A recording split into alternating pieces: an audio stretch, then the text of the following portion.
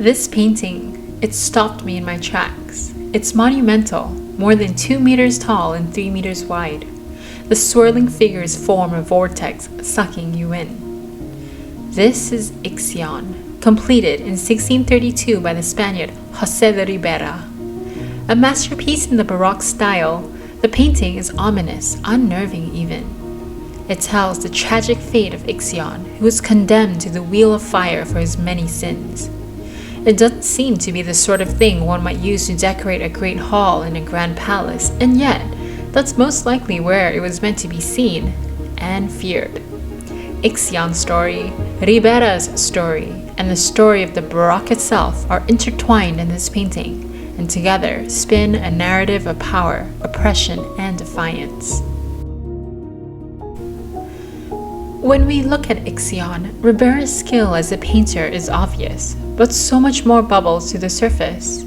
Ixion is depicted face down, most of it obscured. His expression is difficult to read, but it seems to exude defeatism and almost pitiful acceptance of his fate. And yet, the tightly furrowed brows, the unnatural contorted position of the body, the twisted muscles, they all suggest immense agony.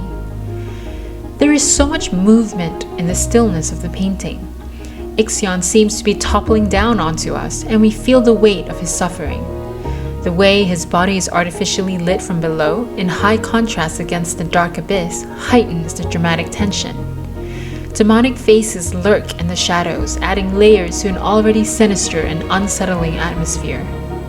We can just about make out the wheel crushed beneath his body. Blackened iron chains snake around his thigh, his waist, and end in shackles around his wrists. Smoldering embers and the reddish hue of the light hint at an immense, torturous heat. According to Greek mythology, brought to life by Ovid in his Metamorphoses, Ixion was the legendary king of the Lapiths. He had been outcast for murdering his father-in-law. He pleaded with Zeus, king of the gods, to purify him of his crime, and Zeus did so. Zeus even invited him to dine with the gods. However, drunk, filled with lust and greed, Ixion coveted Hera, Zeus's wife, and tried to seduce her. Suspicious, Zeus fashioned an image of Hera out of clouds, and Ixion, unaware, raped the clouds. From that union, the race of centaurs, half man and half horse, were born. Having betrayed the trust and hospitality of his host, Ixion was condemned forever to the wheel of fire in Tartarus, a sort of ancient Greek hell for sinners. But Ixion wasn't alone here. He had 3 equally notorious colleagues to accompany him: Titius, Tantalus, and Sisyphus. Each of them had defied or tricked the gods in some way, and had horrible punishments meted out to them.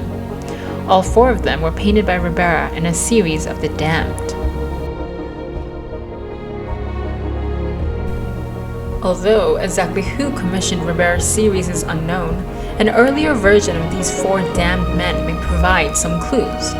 They were painted almost 100 years earlier by the Venetian Renaissance painter Titian. In 1548, Queen Mary of Hungary had been busy renovating Binch Palace and was looking to decorate her great hall.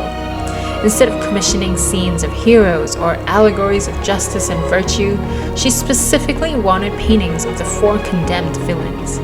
Guests would be greeted by the gruesome sight of Titius with his innards being devoured by vultures, Tantalus dying of hunger and thirst with food and drink just outside his reach, Sisyphus pushing a giant boulder up a hill over and over, and of course Ixion on the fiery wheel.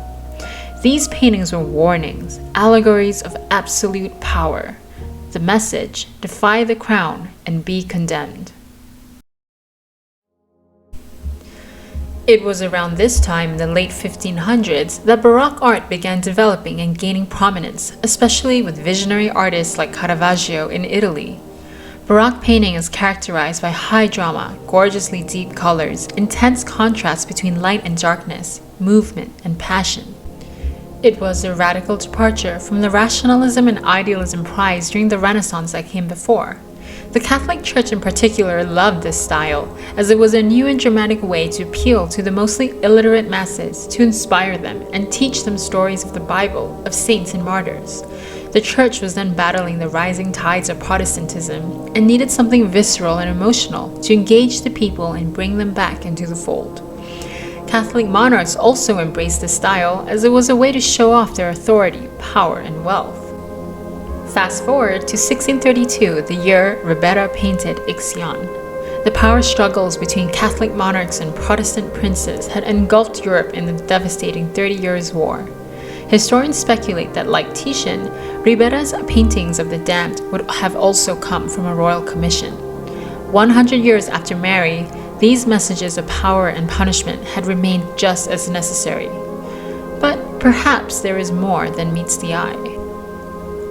Returning to Ribera's Ixion, we must now look at the other figure more closely. Although Ixion is the larger, more dominant figure, Ribera directs our attention more pointedly towards the torturer controlling the wheel. As the most visible and well-lit face, staring directly into our eyes, we are immediately drawn to him. His expression is, however, enigmatic. Is he yelling at Ixion or at us? Is he so cruel to be proud of what he's doing? Or is his mouth agape, shocked and ashamed at being caught by us? Whatever it is a very peculiar look. More peculiar is why he even exists in the painting. In classical mythology, the ones in charge of the tortures are traditionally women, the Erinyes, also known as the Furies. Yet, Ribera deliberately chose to depict a satyr instead, a woodland creature with a man's body, goat legs, horse's ears, symbolic of greed and ignorance. Is the satyr a representation of Ixion's greed and ignorance, or of the torturers himself? Intentionally or not, Ribera has us empathizing with Ixion despite his heinous crimes and recoiling from the torturer who is merely carrying out the just will of the gods. Ribera himself remains a man of much mystery.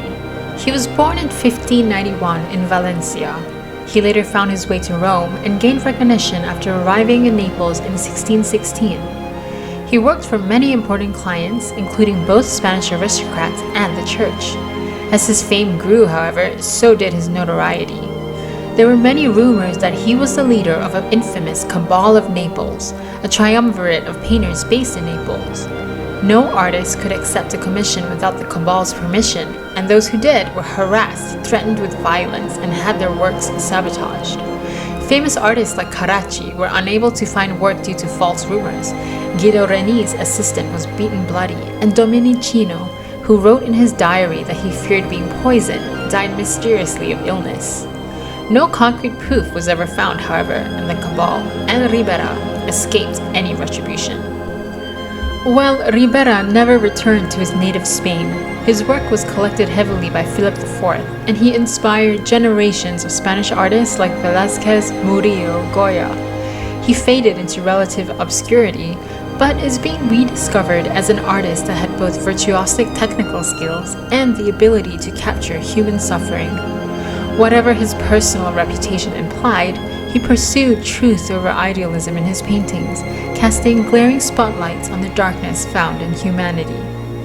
His Ixion, like Titian's before him, was without a doubt commissioned as a warning against those who might dare challenge the powers that be.